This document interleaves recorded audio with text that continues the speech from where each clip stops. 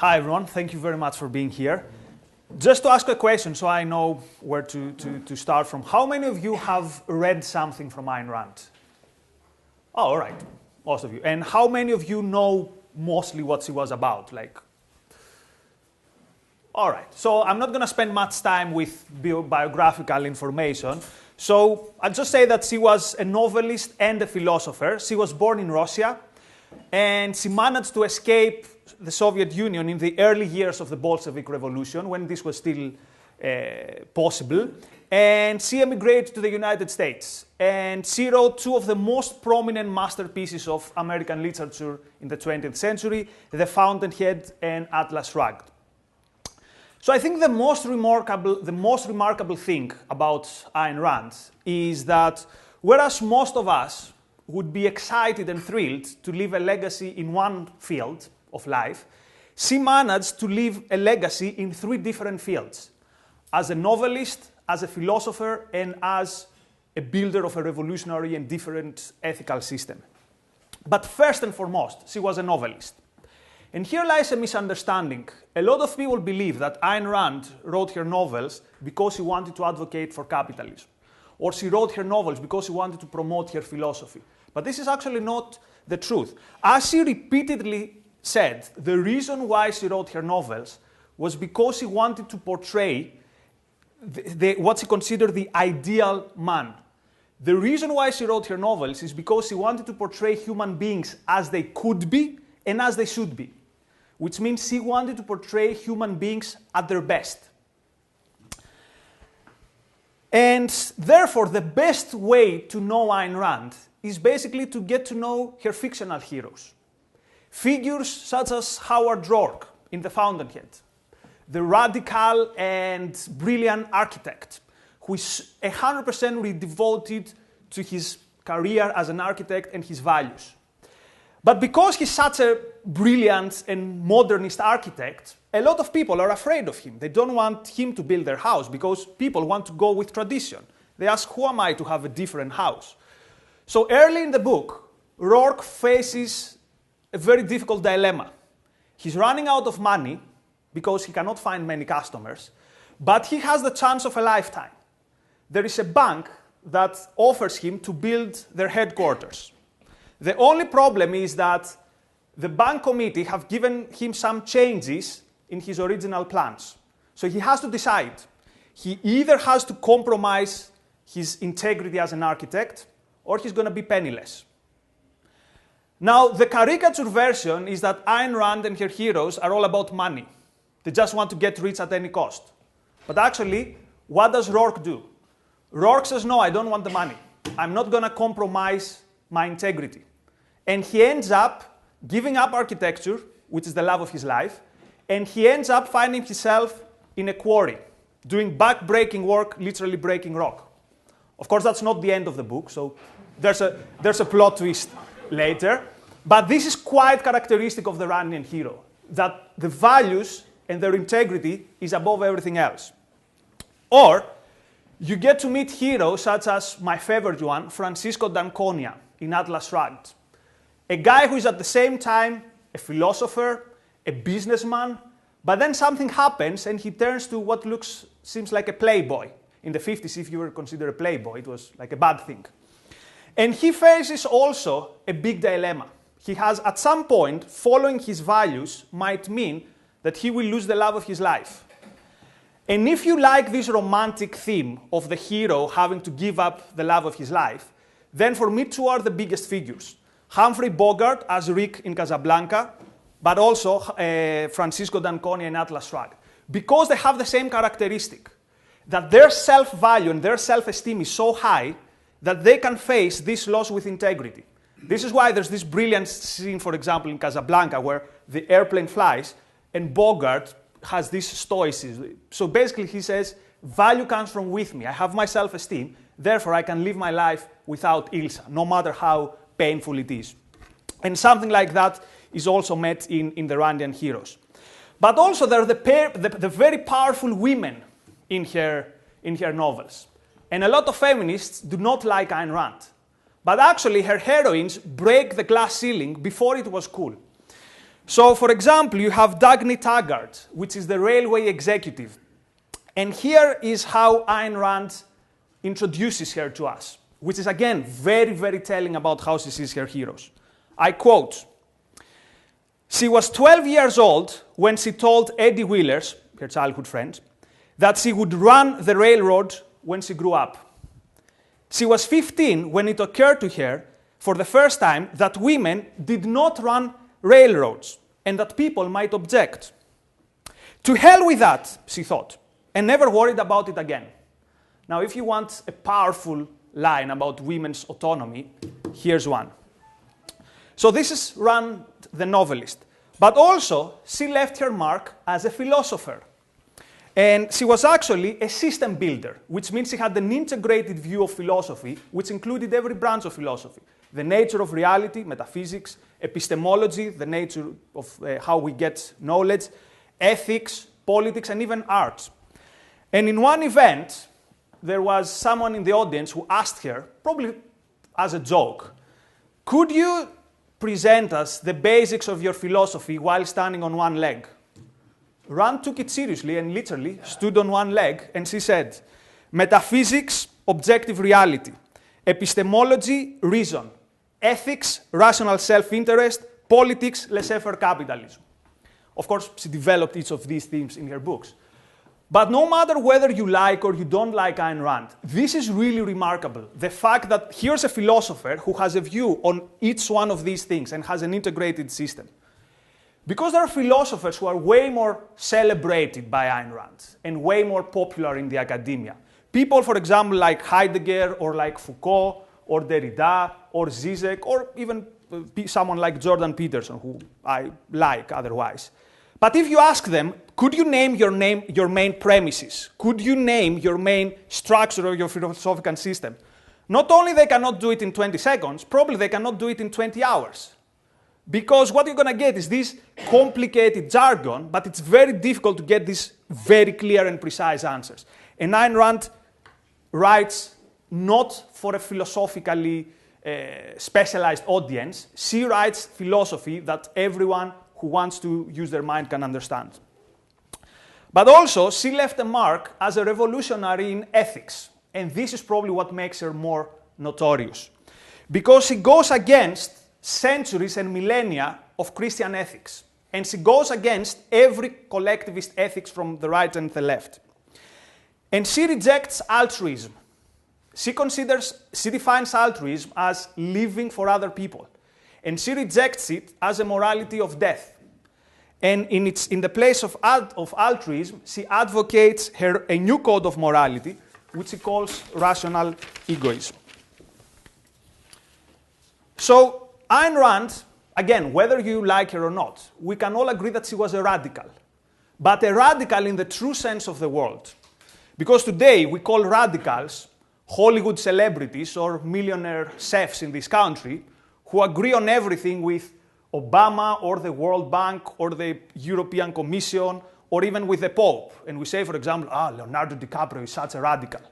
But actually, Ayn Rand is radical in the true sense of the word, which means she went to the roots of every issue. She kept asking the questions, why and what for? And she would see where her answers would lead her. And that's how she came with these unique and new and novel answers.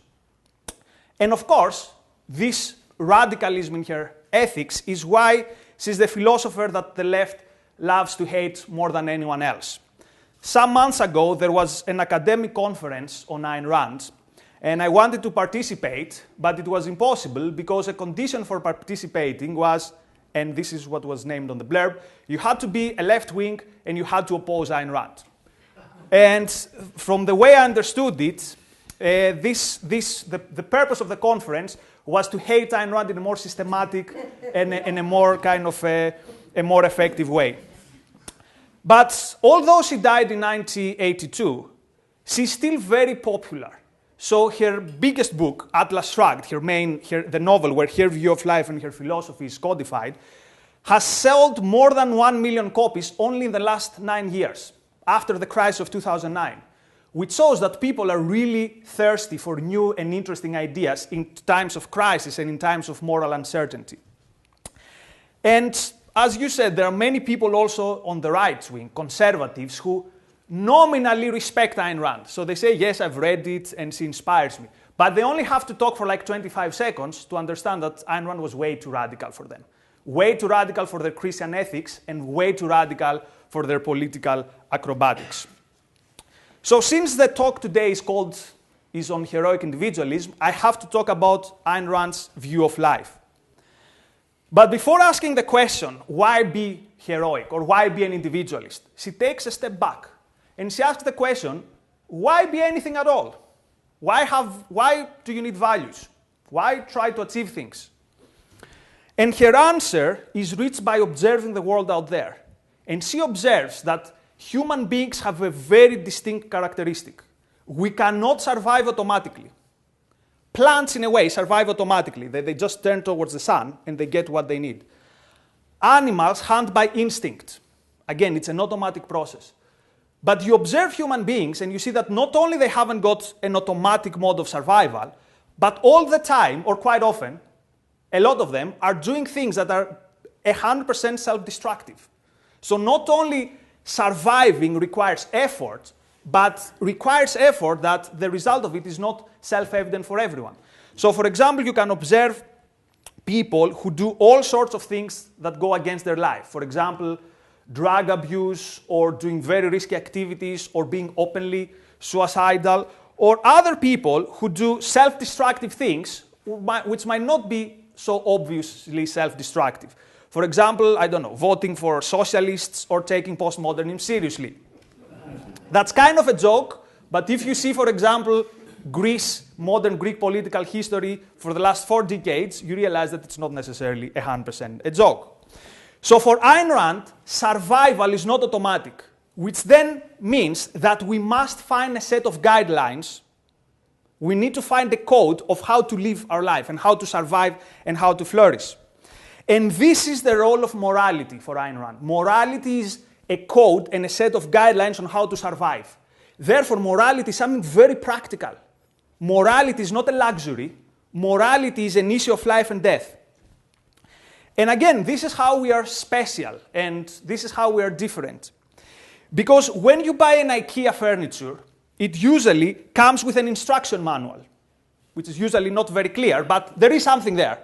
Whereas we come to this earth without an instruction manual. We have to figure out ourselves what we need to do in order to survive and in order to live a good life. And actually, every individual needs to discover it for themselves. And this is a continuous process. You cannot say, today, I've lived a good life, I did the things that I had to do, but from tomorrow, I'm going to blank out and not think at all. So, figuring out an ethical way of living and a proper way of living is a difficult and continuous process. And there are 3 ways that you can do this. 2 ways are destructive, and 1 way is the proper one, according to Rand. The first way you can do it is you say, I do whatever I want. For example, here are 4 grams of cocaine, I'm going to snort it because I feel like it.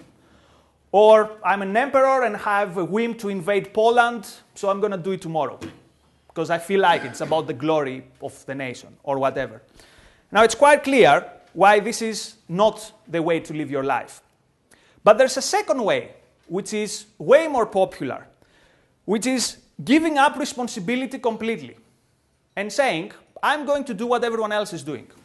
I'm going to do what my wife or my prime minister or that celebrity or that guy on Twitter says, and who am I to decide? I'm just going to follow the majority. The majority is probably right.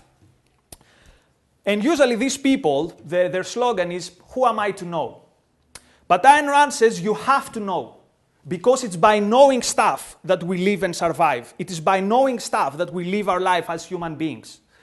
And one of her arch heroes, who shall remain anonymous, because if I give his name, it's a major plot twist in Atlas Shrugged, has a very beautiful line, which goes, when a man declares, who am I to know, he's actually declaring, who am I to live? So for Ayn Rand, there's a straight line between knowing and living.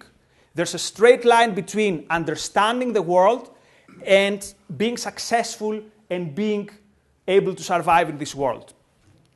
Now, the third way, which according to Ayn Rand is the proper way, is to try to objectively figure out what reality is expecting from you. Because reality has specific demands on the certain course that your life is going to take. For example, reality demands from you that you do not drink 2 liters of whiskey every day, because then your liver is going to be destroyed. This is an objective requirement of reality. Or reality expects from you that you have to plant seeds in a specific way so that after 8 months you have food. You cannot go against it. And the way to figure this out, according to Ayn Rand, is you look outwards and you see that there is an existence which exists out there independent of my feelings. I cannot really concentrate my mind and then suddenly food is going to come out. And also, in reality, and this is how Ayn Rand is following Aristotle, everything in reality has a specific nature, a specific identity, which is excellent news, because it means that the world out there is not a chaos, and we don't need a benevolent or a malevolent God to survive, but we can figure things out, because there are relations of causality out there. And this means that if we act according to our nature and our mode of survival, which is using our mind, we can flourish in life. Because this is our tool of survival. We're not fast, we're not powerful like a lion, we haven't got powerful jaws like a shark. Our tool of survival is our mind, says Ayn Rand. And which of these 3 modes of survival you follow, either the one that says, I'm going to do whatever the hell I want to do, or the one that says, I'm going to do what other people tell me to do, or I'm going to reasonably try to understand what is the nature of reality and I'm going to act accordingly. For Ayn Rand, this is a very, very moral choice. This is an issue of morality. Leading your life with a proper way is a moral issue for Rand. Why? Because for her, the moral is the truth. The moral is the real. What is in accordance with the facts of reality, this is what is moral. Because remember what we said, reality has specific expectations from you. You have to take a specific course of action if you want to survive. Therefore, taking this specific course of action is what makes you moral, according to Ayn Rand. And therefore, she sees morality, let's say, as a technology for living a good life. It's the tool you're using in order to find your way around. And this is where she is very, very different from other ethicists and other people who built moral systems. Because to have principles is not being an idealistic martyr. To have principles is actually a necessity if you want to survive. So again, morality is not a luxury. Morality is the number 1 necessity that you need in life, according to Rand. And for the heroes in Ayn Rand's novels, dry objectivity is not something which is, oh, I have to do it, but otherwise I don't like it. Dry objectivity is a turn-on for them. They get excited with it. Howard Roark gets excited when he discovers what he has to do with architecture. Or in Atlas Shrugged, inventors are really give their whole life in trying to understand what is the nature of their calling or of their profession.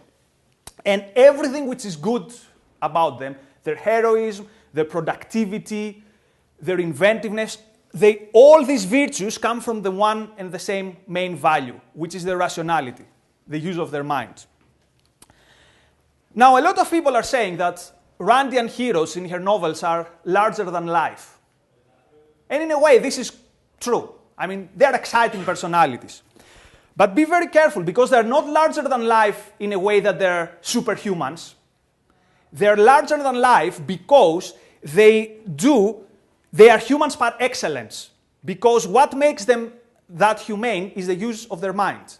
And the use of the mind is within everyone's reach, is within everyone's grasp. We can all be these people. So we might end up being good plumbers, good teachers, good librarians, good basketball players, or good industrialists. Some of us are going to be moderately rich, others are going to be very, very rich. But for Ayn Rand, the moral value of these people is the same, as long as they do their best and they follow their minds. Because the motive power for any kind of achievement, at the end of the day, is the same, the uncompromising use of the mind. And there's a popular, and here's another way that Rand is radical and different. There's this popular bromide that says, when your mind does not agree with your heart, so when there's this contradiction between your heart and your mind, always follow your heart. I remember in Greece in the 90s, probably the most well-known and most successful advertising campaign was for a Cutty Sark whiskey, and the line was, follow your heart, Cutty Sark. And it had such an appeal because this idea that you follow your heart is so well-known and so popular. But Ayn Rand says, no, you don't follow your heart, you follow your mind. Careful, you don't throw your emotions away, you have to understand your emotions. You have to understand where they come from. For example, you're attracted to let's say, to a person. And your mind says, this is not a person for you. Maybe they're married or they're not of good character. But you feel this urge to go for them. You have to understand this. You have to dig deep and try to see where do these emotions come from. But emotions, although they're important, they are not tools of cognition. They are not the instruments through which we make sense of the world. Because only the mind is the instrument through which we make sense of the world. So this is the Randian morality telling us how to live. Again, morality is a technology to tell us how to live our life. But there's one question which remains unanswered. Who should we live for? Should we live for our country, for our class, for our nation, for our race, for what? And the answer of Ayn Rand is you need to live for yourself. Because this is the only way you can actually live and survive. And why is that? Because, as we said, you survive by using your mind. But the use of the mind is a very individual act. There is not such a thing as collective thinking in the same way as there is no such thing as collective digesting or collective workout. You benefit from the knowledge of other people, but at the end of the day, you have to make the choice and you have to take the decision to think. And the problem with rational selfishness is that usually we use the term selfish in a completely different way from what Ayn Rand uses it. For example, you have a bank robber or a mafia guy or a crook and you say they're very selfish. But if you think about it, they're not selfish at all. The mafia guy needs to sleep with 2 guns under his pillow. The crook is probably going to end up in prison. Or the dictator is probably going to end up shooting his brains out in his bunker, like Hitler, for example. So when people say these horrible people are selfish, actually they're not selfish at all. Because what they're doing is not good for their survival as a rational human being. And the other day I saw an advertising board on the tube which said, are you driving without wearing a seatbelt? Now this is very selfish of you. And I thought, how weird is that? So this campaign is telling me that if I risk my life every time I enter my car, this is selfish, this is like good for me. So this shows how the term selfishness has lost any meaning, and the way we use it is very different from what Rand means selfishness. And usually people complain, everyone is selfish, as if it's the default position. But Ayn Rand says this is empirically wrong and wrong in principle.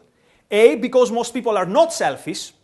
This is why you have so many people who are not fulfilled by their life or even hate their life. But also, selfishness for Rand is an achievement.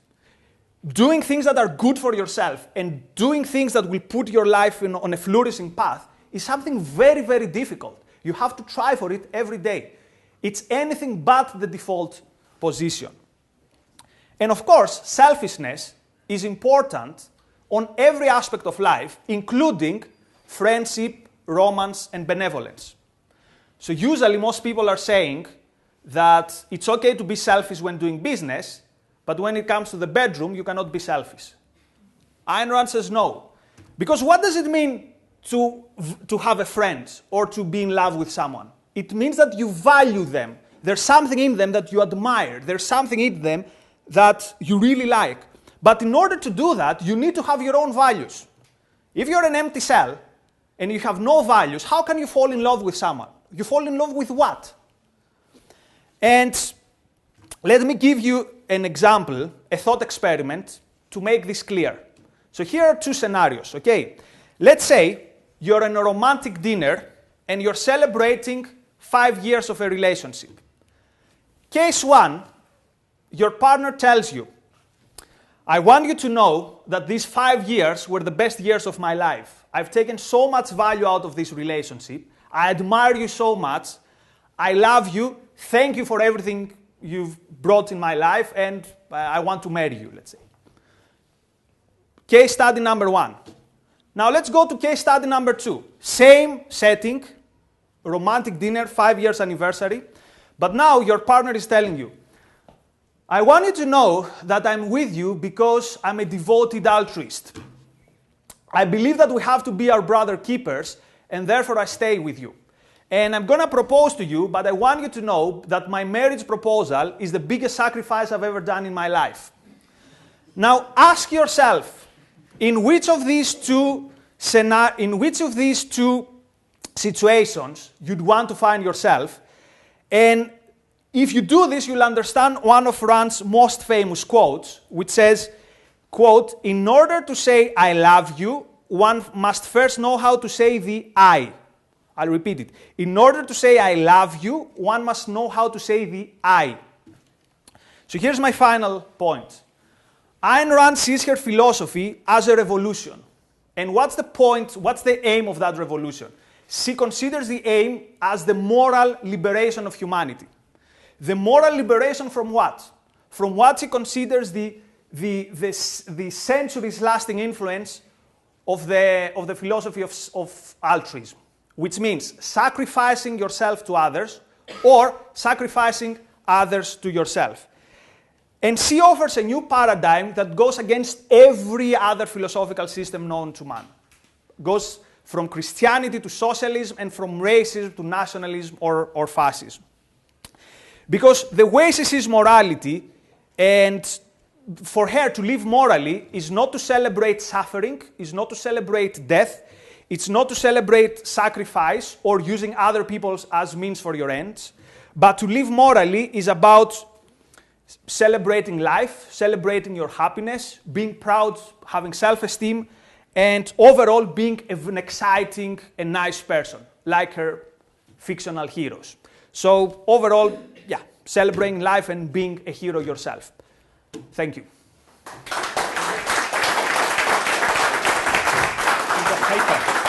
I'll write here.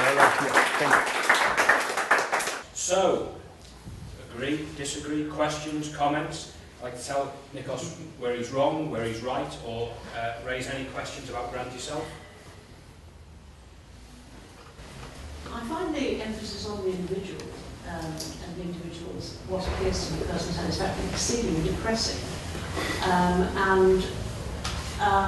I can't really see how that would contribute to a stable society.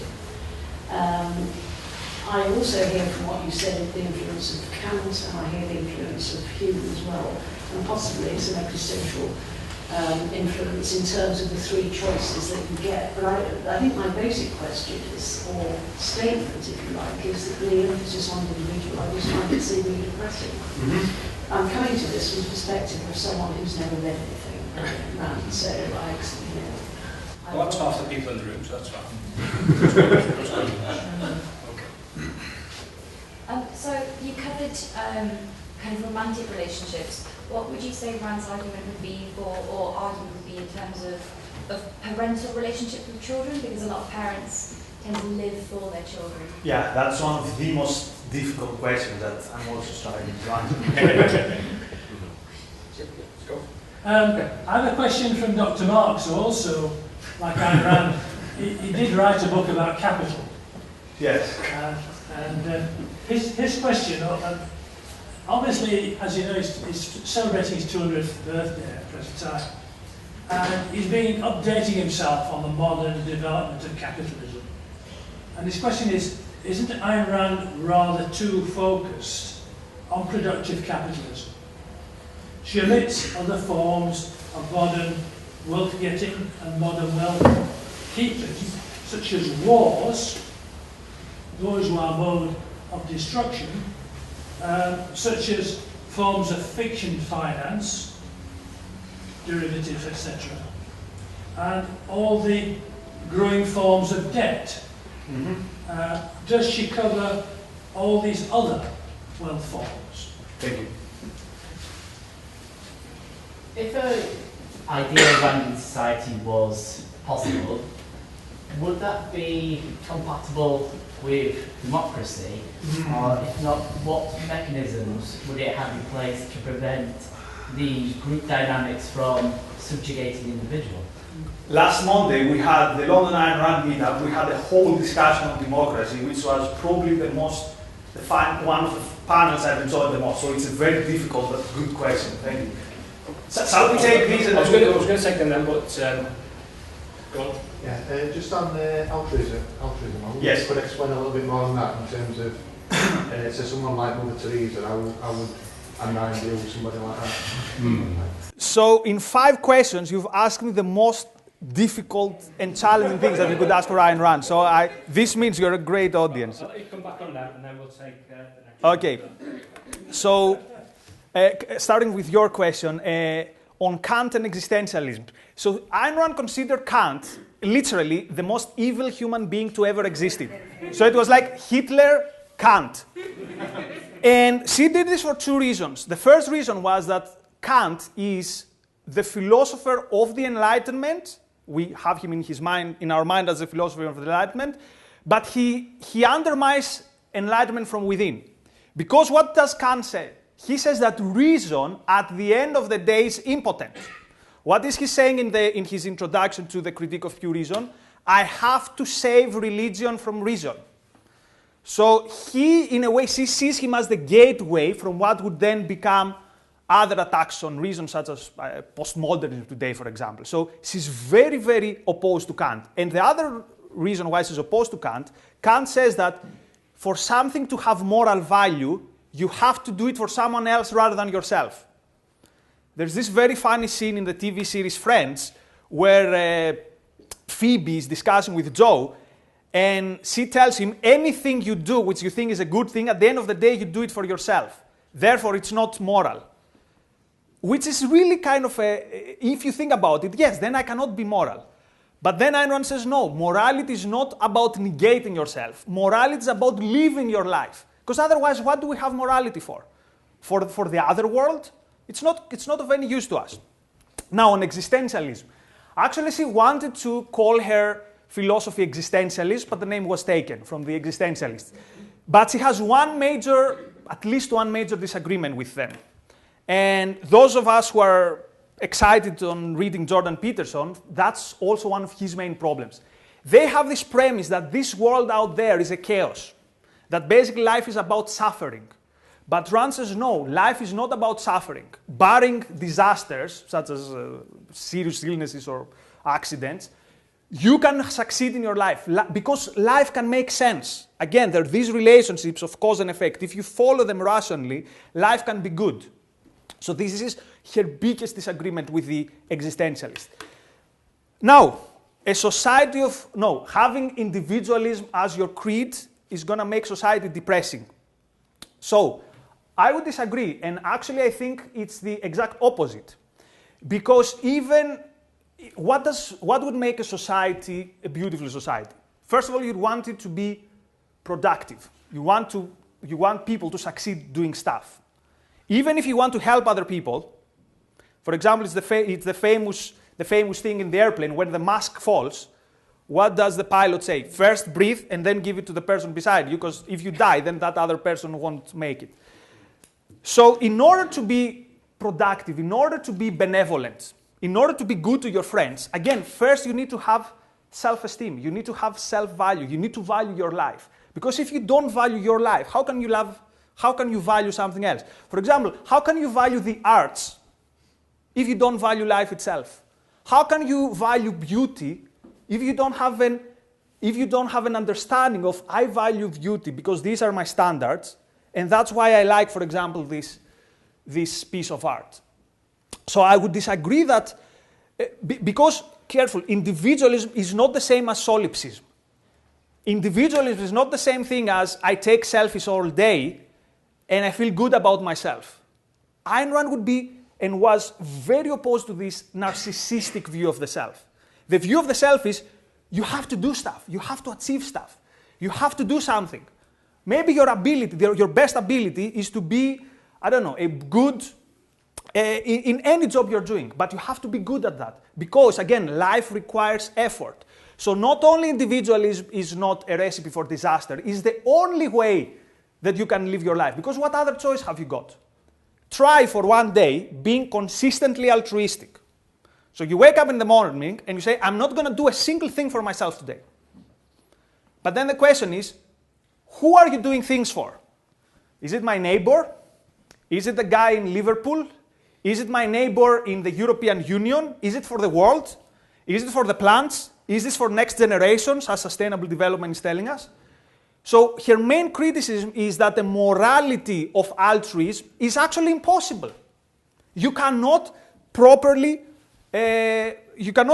follow it. And this is not, of course, a coincidence, because her criticism was religion doesn't want you to live a flourishing life. Therefore, it's not a surprise that the religious morality is basically making you not able to live. Now, parental relationship, very difficult.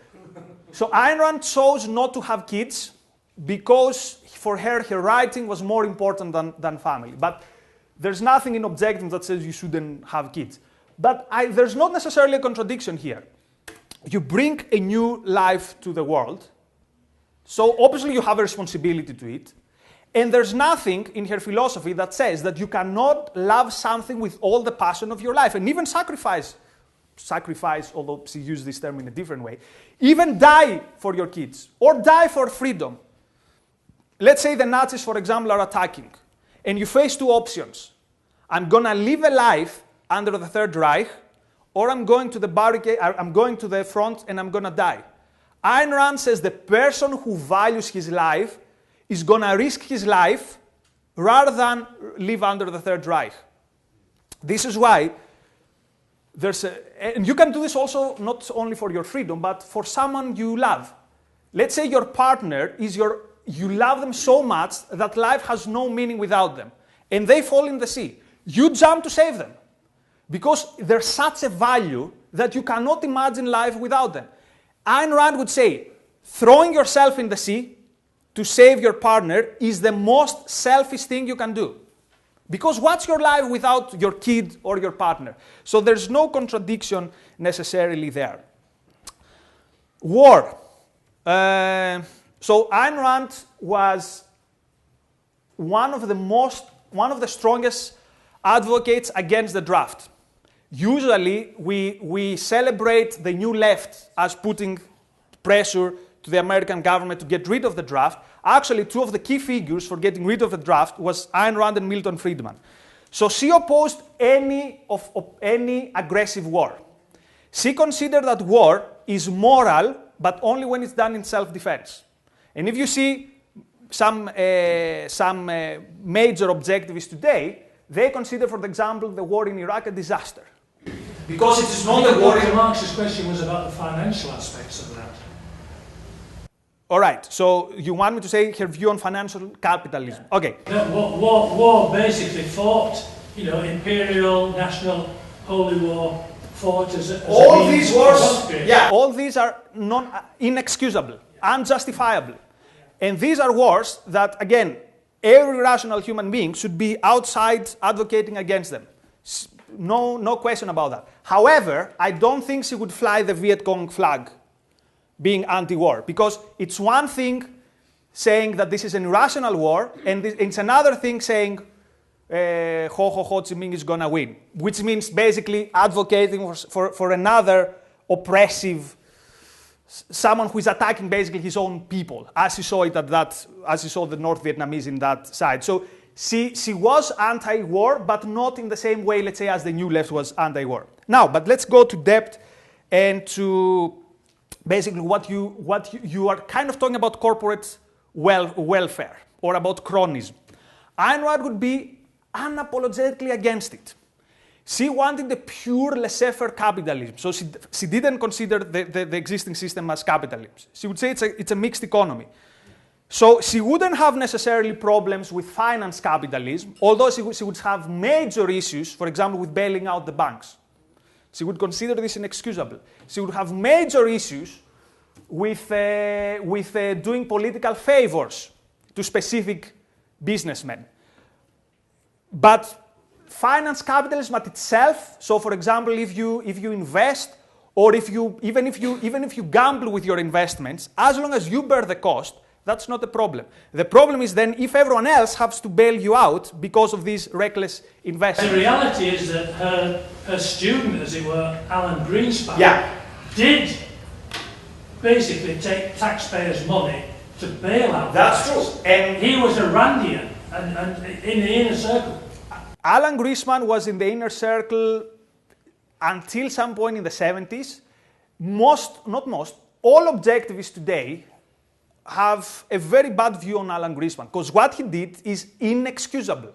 The fact that he bailed out the banks, and as a head of the Fed, first of all, someone who understands Ayn Rand doesn't want the existence of a central bank to begin with.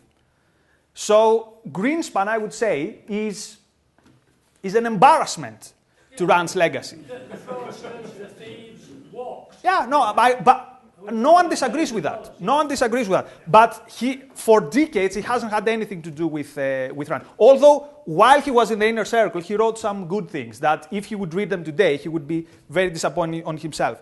So, democracy. So she would definitely advocate a system of a constitutional republic, which means you have your rights set on stone. And then democracy is about, and then voting, for example, is about minor decisions, like what's your, not necessarily minor, like your foreign policy, for example. But democracy cannot be that the 51% is going to breach the rights of 49%.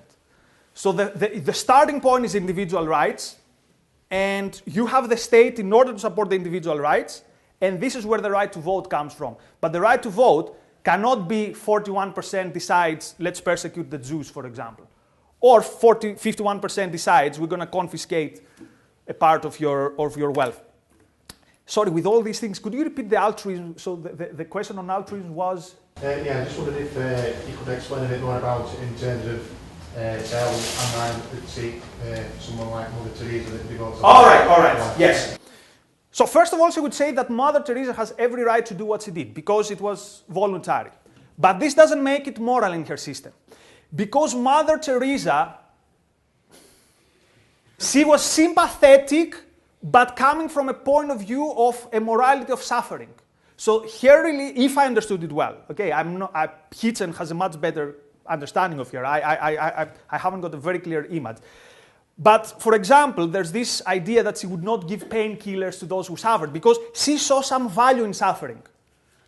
Ayn Rand would say this is immoral. There's nothing more immoral than finding value in suffering. And she would also be against, for example, Jordan Peterson, who says life is about suffering. Suffering should be the exception, not the rule. It's okay to give a helping hand to people who suffer, but this helping hand is to boost them out of the sphere of suffering. It's not to give them a pat on the back saying, you suffer, but there's something decent and something virtuous in suffering. That would be her main disagreement with Mother Teresa. And again, altruism for Ayn Rand, altruism is not benevolence. Being benevolent, even to someone you don't know. So the question they used to ask her is, let's say you walk and you see someone drowning in a lake, and you don't know that person. Do you jump to help them? Her reply was, if this doesn't impose a significant risk in your life, yes, you jump. Because the default position is that's probably a rational and good human being. So let's try and help them. No one wants someone to suffer without a cause. Without a reason. So as long as this is not to the detriment of your life, jump to the lake and try to save this foreigner. Now, if this guy is Hitler, not only you have no duty to jump in the lake, maybe throw him a brick as well. I made this up. This is not like the official, all right? But so altruism is not the same as benevolence. Benevolence good. Altruism, which means you live for others, and this means you do not live for yourself, which means you don't use your mind to to pursue your life is not good. But benevolence is definitely good. Can I just ask another? Yeah, sure. Following on from what I said earlier, the one word you haven't mentioned this afternoon is responsibility. All right. Yeah. So do I take it then that this is incumbent on the individual? It is the individual's responsibility to lead a fulfilled life. If that is the case, what is the difference between what she is saying and what the existentialist is saying? Because I'm struggling here to see the difference. That's such a good question, but also difficult. Yeah, let's go on. Yeah. I'll go for it. You were struggling for an example of a person, whatever kind of person, being that heroic individual, being the best they can be. Well, an example I'll use, which you'll know, because I know you're a Liverpool fan, is Bill Shankly once said, if I was a street cleaner, I would be the best street cleaner in Liverpool. And what Shankly represented was a spirit of working class socialism, which has probably died out now. The idea that you should be the best at what you do was a tradition of working class socialism before Ayn Rand. So right. It's not kind of just exclusive to her. Or I would say it's kind of that idea is exclusive to her. It's something that existed on the left, but has maybe died out, maybe not. That's an excellent kind of question that could only come from someone who is familiar with the lenses. Just to take that paradox further, there are those who would think that the leader of the Labour Party was somebody who represented truth to himself and sticking to principles, right. etc. And whether or not that entitles him to represent large sections of the population. And the second question is, what's the historical origin of these ideas of somebody who came out of the Russian Revolution, the post-World War situation, this very modest structure that appears to be attractive because it's so simple, but actually doesn't hesitate to take on the morality of mankind. Wait, is this about the philosophy of objectivism? The principles of Rand, you mean, not of the Labour Party? Well, there were two issues there. Really. Okay. Sorry, the paradox that these two things seem to get mixed up, and secondly, what was the historical context? Because this was a context in which people were asking and trying to answer big questions. Right. Yeah. Thank you. I might just follow up on your answer to my question. If there are, say, certain aspects of democracy, say the 51% cannot vote to confiscate wealth of 49%, would that mean there are certain issues which we are not allowed to vote on? And following on from that, what happens if a portion of society should resort to force? Should they see their no mechanism to enact change, and therefore should force be used to suppress that section of society? Fantastic. We love our speakers getting a hard time. So there's one at the back before now. Yeah. Hi, thanks very much for a very interesting introduction, and thanks everybody for the debate. It's really, really interesting on a dingy Saturday afternoon to listen to something of this quality. I work in education, and for a long time now I've been a great believer that every person that comes to learn, whatever their age or whatever their background, has an entitlement, you could say, to the best that's ever been thought and said, designed, discovered, created, everything else, yeah? And I've found it almost like a duty as a teacher and a lecturer to put the best that I possibly can in front of people, interpret it in the best ways I possibly can and explain it as best as I can so that they can take the ideas on, and in a sense we're spreading knowledge and, you know, the uptake of knowledge. And I saw a big parallel, and a little bit like the lady who spoke at the front there.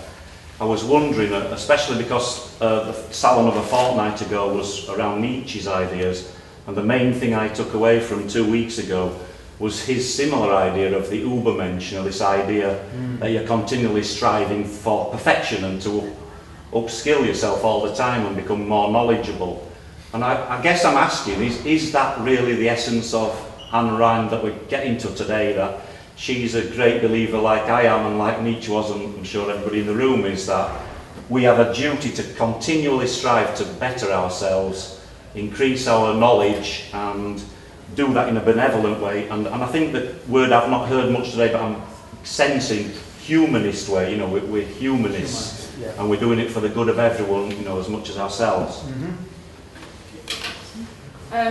in order to like live your life in the way that Rand's suggesting, you need to value yourself first. If you don't value yourself, what advice could she give to get to that point where you can then put into practice her kind of theory of how you should live? So, if I understood well, so how do you reach a level where you value yourself? Yes, like because it's kind of, she's kind of taking that for granted. Yeah. I think what she's saying is you can only do Randism once you believe in yourself. And I think what you're asking is going how do you get to that level to start with? Is this the question? Right. Yes. Thank you. Is there any anti-Randians? We already have 7, but okay. This fellow had his hand before the business, so let him come in and then I'll come back to you. I mean, it was just to add to this question. Yes, sure. Especially in a digital age, where everything is manufactured by the media. Exactly. How do you empower the population when people are being manufactured? To. So then, how do you make up your mind? Yes. About things? Okay. There's a few similar questions there, so I'll come back on that. Okay. First of all, I have to say thank you so much for these questions. These are things that are helping me to sort this thing out because I'm not sure I have them all clear in my head. So let's go to responsibility and existentialism. She would be a big advocate of responsibility because if you don't have responsibility for your life, then who does? And how can you live your life without responsibility? But here's another difference with existentialism. At least Sartre says you find yourself here, so Sartre says you are condemned to be free, as if freedom is a burden that you carry with you. Rand would say you're not condemned to be free. Again, being free is an achievement, requires effort. This responsibility of taking life in your own hands requires you to do things. So maybe there's not such a big difference there, but she would not say the term condemned, because condemned has this idea that it's basically a verdict on you. It's a burden that you carry. Whereas with Rand, she would see it as, if not this, then what else? How else can you live your life without being responsible for yourself? And of course, because people say with rights comes responsibilities. I would say no, with existence comes responsibilities. It's not that we have responsibilities because we have rights. It's like it's a give and take. Your responsibility is first and foremost to yourself. Because if you don't do the things that you have to do, you're going to die. I mean, put simply. If you don't take the steps that you have to take, your life is impossible. So your first responsibility, first and foremost, is to yourself. And because each one of us has this responsibility to himself or to yourself, this is also why you cannot hurt other people. This is why you cannot initiate force. Because force means you negate the mind of someone else and you force them to do something. So you cannot force someone to be a good person. That's why it should be against the nanny state policies, for example. But you can use force in retaliation. So I apologize if I cannot give a more in-depth answer on her relationship to existentialism, because my only knowledge of existentialism is Sartre and existentialism as a humanist. So I'm afraid I cannot give a more in-depth answer. So sorry for that. Bill Shankly, working class hero. So my background is I have read Capital from page 1 to the last page 3 times. So I used to be, not only I used to be a Marxist, I loved Stalinist movies. Why did I like Stalinist movies though? Most of these points are in the surplus value, by the way. Yeah, but there's something in them. The Stakhanovite hero. The Stakhanovite hero is the guy who boosts productivity 5 times. He's the coal miner who's the best coal miner. But here's the thing. Why are you the best coal miner?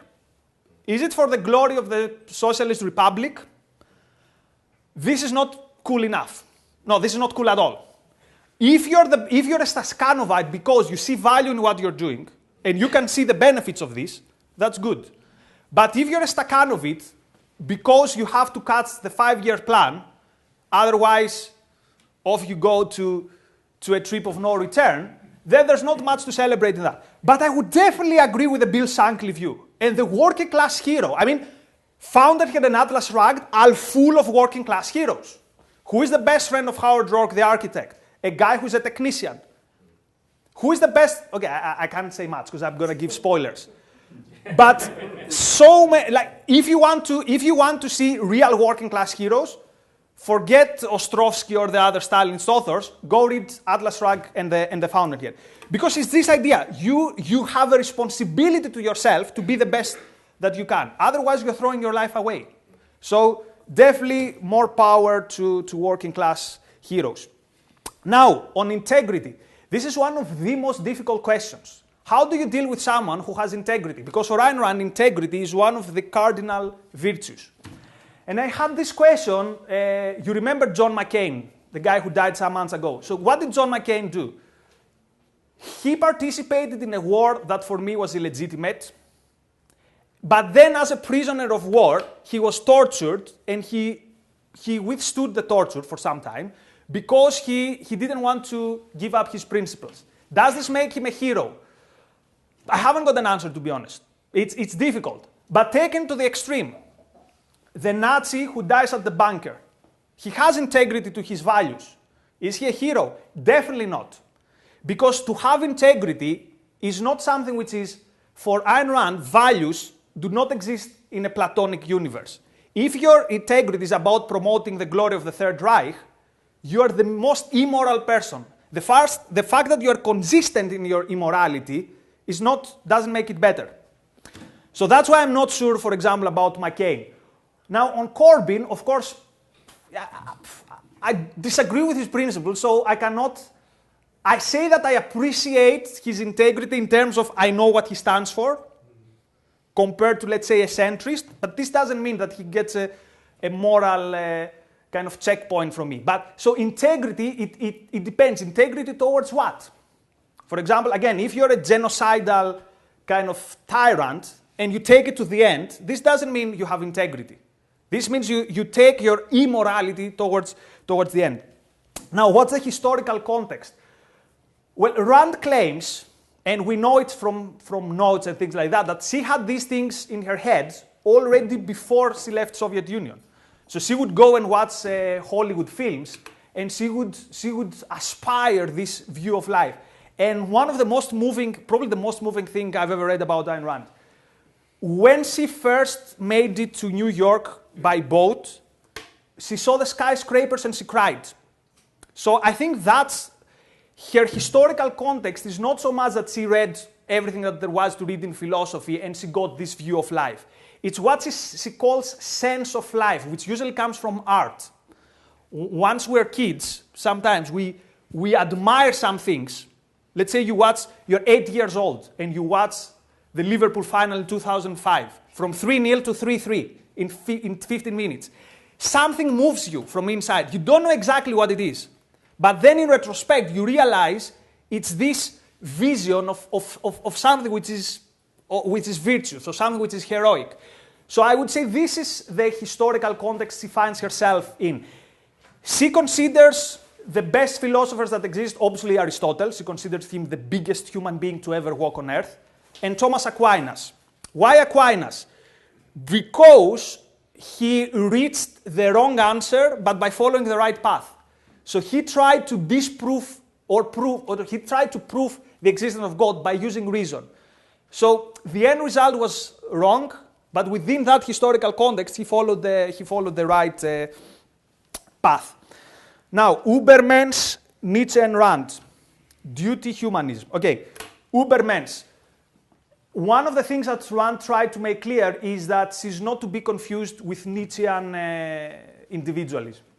Because her individualism, again, being selfish is not you do whatever you want. It's not like I feel like doing this, I feel like becoming a Führer, I feel like becoming a thug and terrorizing people, and I do it and it's good. The question on what you're doing, on whether it is selfish, is it good according to a rational code of morality? Is it good for you on the long term? Because something that I should have made clearer, for Ayn Rand, life is a long-term process. It's not I do something today and then I don't care about tomorrow. Personally, I love tobacco. I like smoking so much. But it's this thing that it's nice, but what are the impacts in the long term? And because we're long-term human beings, we have to take this into accordance. So she would, and again, her heroes are not Übermenschen. They are Menschen. They're humans. They're not superhumans, because the human hero uses something which is available to all of us, our mind and the use of reason. Duty. She would not recognize any duty except the duty that comes from the requirements of your life. So the idea of a duty that comes from somewhere else doesn't exist. So she gave a speech to US Marines, to people who would be officials in the US Army, and they said, I respect you, but because I respect you, I'm not telling you you have a duty. I don't want to undermine you by telling you you have a duty to fight for this country. You don't. You do this because you realize that you do this to protect yourselves and your values. And on the issue of humanism. Humanism understood properly, she is for me the most radical advocate of humanism. But she doesn't want to use this term because she claims that there's a secular version of humanism which brings religious like from the back door, in a way. So she would not say, for example, that a devoted Marxist is a humanist. Why? That's a bigger discussion. But now, how to reach a level of self-esteem? Okay.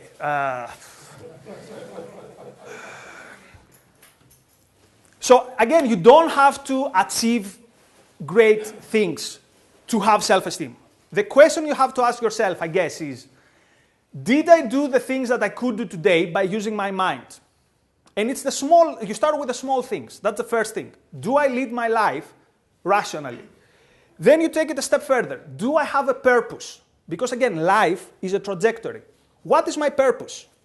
For example, if my purpose is to become the best architect, if I fall into the rabbit hole of YouTube clips and I start watching, let's say, Jordan Peterson till 3 o'clock in the morning because I think now I'm getting useful information about my life, and by doing this, I don't live my life, then that's not good enough. So it's the small decision that build towards a purpose. So for Rand, you need to have a purpose. Her three main values is reason, purpose, and self-esteem. So you need to live for something, but not in the way that Peterson says. You need to live for something beyond yourself. But your trajectory in life needs to have an aim. This could be finish school, finish university, turn your life around, get a taxi license, be an entrepreneur in Silicon Valley, whatever it is. But no matter what you have to do, the way you get self-esteem is by proving to yourself that I'm capable of living a good life, which means I'm capable of leading my life through reason. So you don't get a self-esteem, for example, you don't get self-esteem by getting a very beautiful girlfriend. Speaking from experience, if you lack... You can vouch for that. If you find yourself in a situation in your life where you lack self-esteem and you think that dating a super hot girl is going to give you self-esteem, this is actually even worse. Because again, the idea is someone is going to give me this self-esteem. No one is going to give you this self-esteem. This self-esteem must come from within, but not in like this new age, oh, we all have this inside us and we are all special. You have to you have to take the proper actions to reach this self-esteem. You have to live your life. Ask yourself, what does life require from me? I'm going to do this. For example, I come today here to deliver a presentation. What does life require from me? I haven't got to get drunk, let's say the night before. I have to sleep some good hours. I have to take a train that is going to arrive way earlier because who knows what might happen. These small steps, very, very micro scale, Rand would say these are very moral decisions.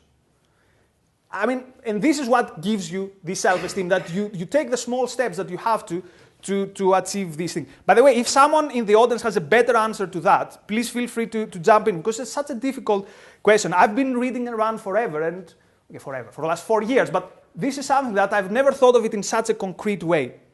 So how do you make things, how do you decide things?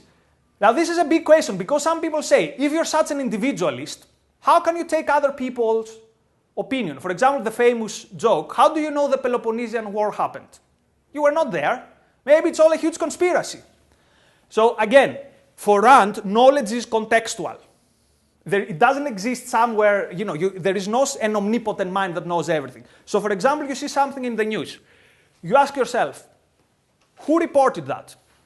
What's the background of the story?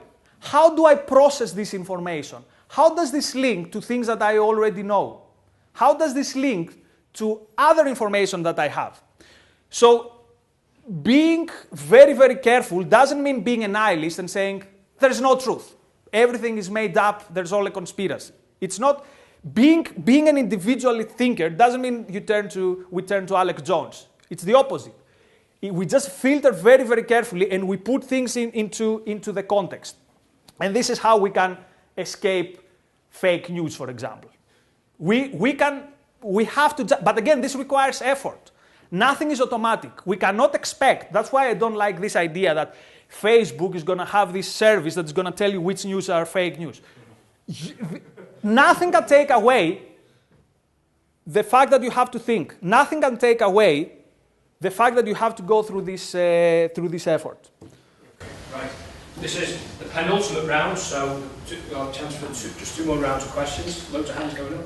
So I'll take them in 1, 2, 3, 4. Go on. Yeah, I mean, obviously Rand believed that to a certain extent you could achieve yourself, this idea of selfishness, through the collective. I mean, obviously, central part of the book, Atlas Shrugged, is the strike. Spoiler alert! Yeah, I'm sure most people have read it, but it's a point that needs to be made because she was obviously very against strikes by the workers, wasn't she? So, if you oppose, why is she in favour of one form of achieving what you want to be is legitimate, and why is another form illegitimate? I mean, sure, that's a contradiction and does bring about a kind of warped. She's not as objectivist as she claims. My background is in economics, so when I hear the phrase laissez-faire capitalism, certain red flags start going up. Capitalism has never been laissez-faire. The state has always subsidised, the taxpayer has always subsidised the capitalist system, intellectual property rights, corporate legal form, limited liability. What would Rand say to this? Socialism for the bosses and capitalism for the workers, which has been prevalent for the last 200, 300 years. In which case we've never had laissez-faire capitalism. It's just a rhetoric, it's an imagined order. Since the 17th century. True. You remember about 2 months ago, someone had a talk about identity politics, and identity politics carries such a big baggage. Was this the Joanna thing that I attended? No, it was the other way. Oh, the other. Oh, yeah. Yeah, and I'm just wondering, how does Rand see sort of her own identity, because she's escaped from, the Soviet tyranny, and suddenly adapted into sort of American individualist kind of environment where everyone, the American dream, which a lot of Americans are proud of. Like, you arrive on the shores of Statue of Liberty, you can be anyone you like. So, and which reminds me that there's a think tank in the US called Rand Corporation. So, I don't know, that sounds a little bit spooky to a certain extent. Following on some of the points we made, I don't think it's a challenge to accept starting with the self. And Maya Angelou said, you can't love anyone unless you love yourself. Take that. But to leap ahead to laissez-faire capitalism, which is very often characterised by a society of individual buyers and sellers, but obviously an enormous amount of human activity is joint enterprise, whether it's the firm, whether it's cooperative, whether it's families, whatsoever.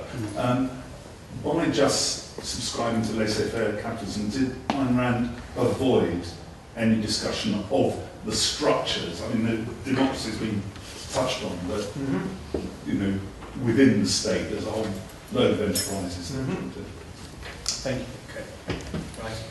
I'll let you come back on them, and then we'll go out for one more final round before you come back on them, and then sum up after that. All right. So, if I understood, the question was on whether she accepted collective action. Of course she did. I mean, how else can we achieve all these things if by not cooperating with other people? But here's the thing. This cooperation has to be voluntary.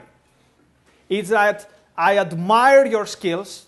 I think I have something to contribute, so we shake hands and we go on doing something.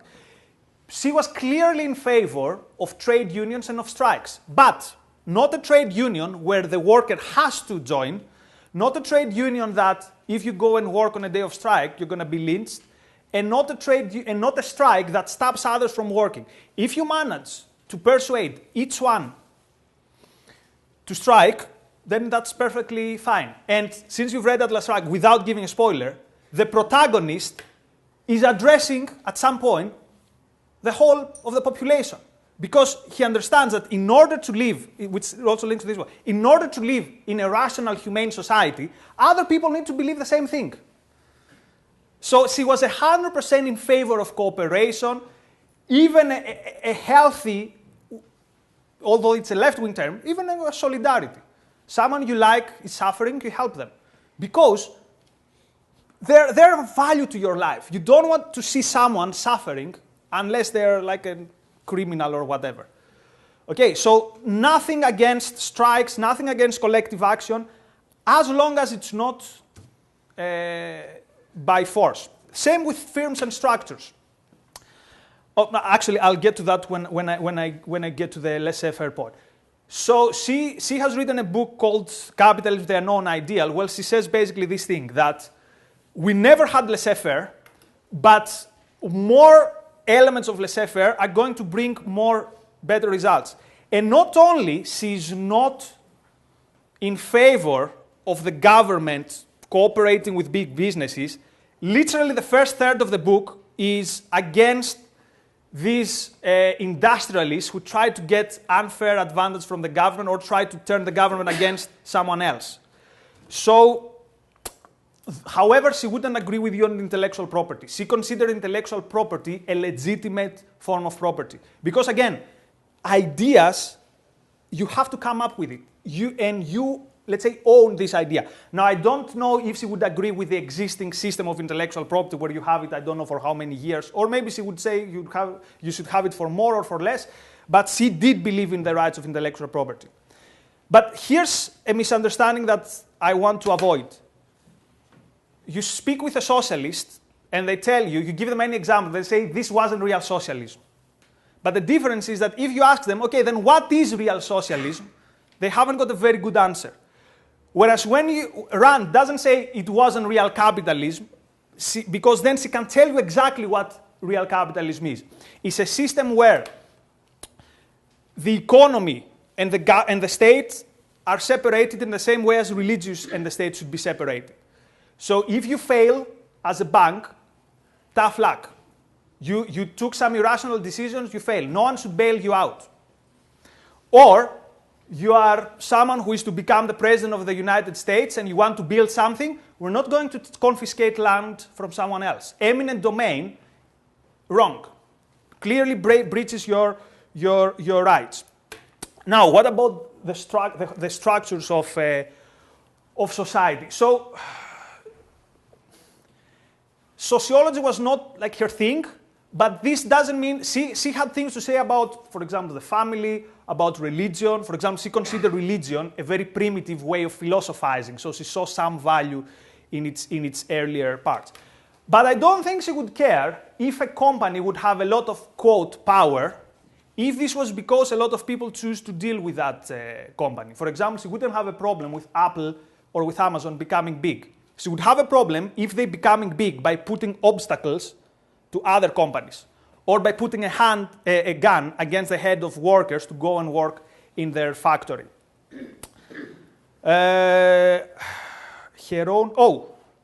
Rand and how she viewed her identity.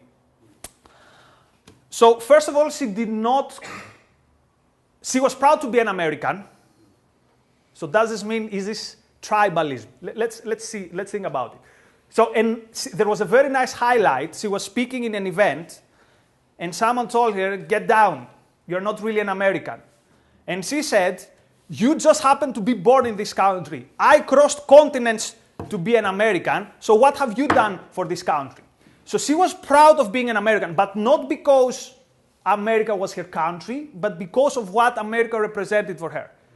So see, and again, imagine you're born in Bolshevik, you're born in the Tsarist Russia. You get your political realization through the Bolshevik Revolution. Your family is persecuted. America is this kind of light of freedom. So she was very thankful for that. But I don't think this falls under tribalism. Because, for example, she, after a point, she was against the involvement of America in the Second World War. She was against the involvement in Vietnam. So she never, after some point, she didn't support any conservative or US president. She broke any relationship with them quite early. I think Goldwater was the last person she supported. So, for example, she didn't even support Reagan, which, according to a lot of people, is this kind of was a laissez-faire president. But also, she did not embrace her identity as a woman. There's this joke that Mises, Ludwig von Mises, the economist, once said, Ayn Rand is the bravest man in this country. And someone told this to Rand, and Rand asked, did he specifically say man? And this guy says, yes, that's good. So, her views on sexuality are another discussion. They're not core part of the philosophy. So you could agree or disagree without necessarily influencing how you view the philosophy. But she didn't want to be perceived as, oh, I'm a woman and I broke these chains and kind of, more how nice is it. She was very, very, very proud of her achievement, but not in a way that I'm proud as a woman. She would never say that. Does this answer the question? Yeah, kind of. Yeah, I'm just wondering, like, sort of identity politics in terms of, not just sort of individual, and also sort of looking at sort of nation states, so developing a national identity. But if it goes over the limit, it became sort of like imperialism, right? Imposing your identity to other people. Right, yeah. Maybe that's why Rand is so against the US military involvement in, let's say, Vietnam, or even the first Gulf War in 1991. But at the same time, it's like... And the second. Yeah, and the second, yeah. But it's just like, if no one stands against a tyrant, like, say, Saddam Hussein, Milosevic, or maybe now they can say Putin, or Chinese Communist Party, who's going to stand against them? Right. So, okay, I'll bring a different example, but think about the international brigades who went and fought in Spain. If it's your decision that saving Spain from fascism is so important that it's worth risking my life, she would say, go and do it. Of course, she wouldn't be happy with, joining the Stalinists and then persecuting anyway, but you get the idea. But she didn't believe that you send American troops to die for the sake of the South Vietnamese or of the North Vietnamese who didn't want to be under Ho Chi Minh. So that was her problem. She said that any government that violates rights immediately loses any right, any claim to sovereignty. So basically the message would be, if someone wants to attack them, do it, but you don't have a duty to do it. And you cannot send, because the only three branches of government she recognized would be the army, the judges, and the police. The parts that are to protect your rights. So these are to protect your rights. They're not to go and fight against Saddam, except if Saddam attacks you. So a lot of objectivists will say after 9/11, maybe there were some countries to be attacked, but these countries were clearly not Iraq. But not because Saddam Hussein has a right in sovereignty. It's just that you have no business going there. Because the moment you become a tyrant, you lose your right as a sovereign state. Because your sole aim is to protect your individuals, and instead you torture them and you throw them chemical bombs. Therefore, sorry, you haven't got the moral standing to say it's the sovereign thing. Right, final round of questions. One. It seems like, say, over the last 100 years that world's moved in general towards capitalism and away from communism. So, second, when Ayn Rand wrote the books, how do you see that the world's changed in terms of their principles, and what do you see for the future as well? Thank you. I was going to say, so out of the context of war, would you be able to justify crime and murder if you think that it's for the greater good, or you feel threatened but it is going to induce suffering to somebody else, but you feel that it's for the greater good? Which reminds me, I don't think I've answered your second question. So, yeah. So, are you allowed to use force? Or break the law? Yes. Or commit murder? Right. If you believe that it's for the greater good? Crime for the greater good. My point would be that crime for the greater good, but to use force to enforce individualism. So how do you have an individualist society when his force allows to stop collective violence against individuals?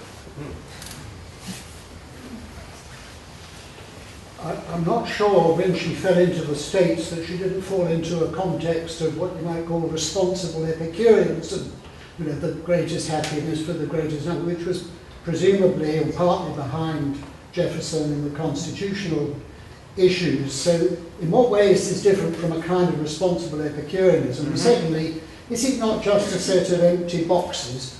Who can decide what principles should fill the boxes? And when you come to people, for example, in the Middle East, where both sides believe that an eye for an eye and a tooth for a tooth is the principle that would enhance their personal integrity, you're actually talking about a recipe for continuous strife. Do you think that the ethical egoism and utilitarianism are cohesive and compatible in the sense that they both work together? That's so interesting because it links in a way to the previous question. So, if objectivism and utilitarianism can cooperate at the same time? Yes, if everyone acts selfishly, will this be for the greater good in a utilitarian sense? Okay. Any more final questions? She doesn't, unless I've missed something, she doesn't seem to consider the fact that reality is different for each individual. How does she square that? Well, maybe it's something like that too. I was just going to ask, it sounds very rational. I've not come across it before, but I'm listening with interest. But it all sounds very rational. How would you think this is achieved in terms of parental behaviour, society's behaviour, education? I've, through my work in the past, seen an awful lot of people who cannot behave rationally and who struggle with their self-esteem. It seems it's fine if you've got some self-esteem to think logically like this, but an awful lot of people can't. Empirically, that's so true. Yeah. Okay, right. You want to come back on them and kind of round up as well? Right, okay. The world since she wrote her books. Actually, she would be way more disappointed because the world has gone in a worse direction. What was the situation in the 60s? The left goes fully rationalism, New Age, hippies, counterculture. And how does the right reply to that? Christian fundamentalism. Or see today, how does the right reply to, let's say, social justice warriors? More irrationalism. So you fight irrationalism with irrationalism. So she would be very, very, very disappointed. She would definitely consider Trump the most un-American president in history. There's this false understanding that somehow Trump is a Randian hero. Trump is the archetypical Randian villain. Read Atlas Shrugged, and it's clear how he fits there. So she would be very disappointed because we have more tribalism and less individualism. So how do you fight left-wing tribalism? Right-wing tribalism. How, for example, or see how do people today react to what they consider the extremes of feminism? There's this idea that, no, it's like we're going to have our own kind of spaces and our own tribalism. Rand will be very, very disappointed with that. Can you do a crime for the greater good? Clearly, no. There are examples in her novels where people take something like law in their own hands, but there's a clear situation there where your rights have been violated. So you cannot say, for example, I believe that we're better off without immigrants, therefore I'm going to start shooting immigrants. This is clearly That's why she wants the existence of an objective state, so that people don't take these decisions in their own hands. Yes? But what if we've come to the decision through rational thought? Right. Let's say you live under a tyranny. So, for example, do you have a right to a revolution if you live under a tyranny? But out of the context of war. Out of the context. Okay. Okay. So let's put it in the previous context. Do Iraqis have a right to take arms against Saddam Hussein? Definitely. Definitely they have the right to revolution. Because he has breached their rights. More power to them. Let's send them money if we believe in if they're not like even worse than Saddam, as sometimes we see happening when a dictatorship is overthrown. But yeah, they have every right to do this. But that's because someone has already breached their rights. The government is not doing what it was supposed to do. So 100% you have the right to revolt against a tyrant. And even to use force, and even to use lethal force. As, for example, the Founding Fathers did. Force in order to push a society that supports individual rights. Yes, I mean, how are you going to stop a burglar, for example? How are you going to stop someone? How are you going to stop fascist thugs who form like hit groups and attack mosques or attack synagogues? Of course you have to use force. But you cannot initiate force. So Rand is not a pacifist. She believes in force, but only in retaliation. And that's why she says there has to be an objective court. Careful, she's not a libertarian.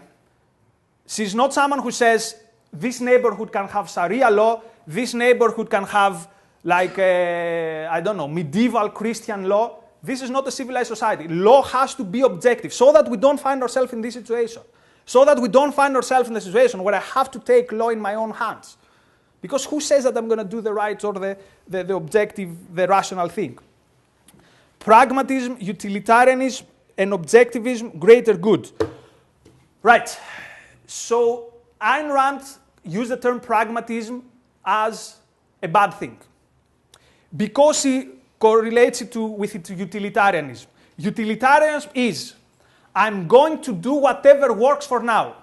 But the question which remains unanswered is, based on what standard? So for example, we'd say, I'm going to give money to North Korea because it's going to save us 5 years of peace. But again, life is a process. This utilitarian approach means that in 10 years, you're in even bigger danger. So that's why she rejects utilitarianism. Because what does it mean, the greater good for the greater amount of people? Who's gonna judge that? Is it the Politburo? Is it the Prime Minister? Is it the experts?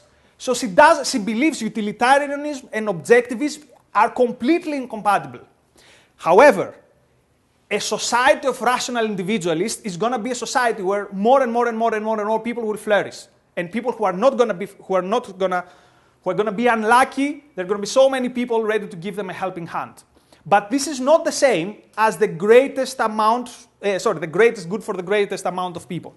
So she was fanatically against utilitarianism. Middle East. Why did I write down Middle East? Oh, what would you do in Middle East? She would say, stay away of it. Don't sacrifice your soldiers for that. Again, unless they attack you, or unless you have evidence that they are about to attack you. Support those who fight for freedom. Support them with all your heart. Send them money, whatever, if you believe in their cause and if you think that you get value from this. But this doesn't mean that she wasn't because she was dead. But all objectivists were against nation building in Middle East. They considered it the most irrational and evil policy. So they were fanatically against, for example, the George Bush war in Iraq. Not because you haven't got the right to attack those who attacked you, but they went to Iraq in order to do what? In order to save the Iraqis from Saddam, according to what standard and why? So that's why she would be against that. Reality different for each individual. We need another 2 hours for that. There is one reality.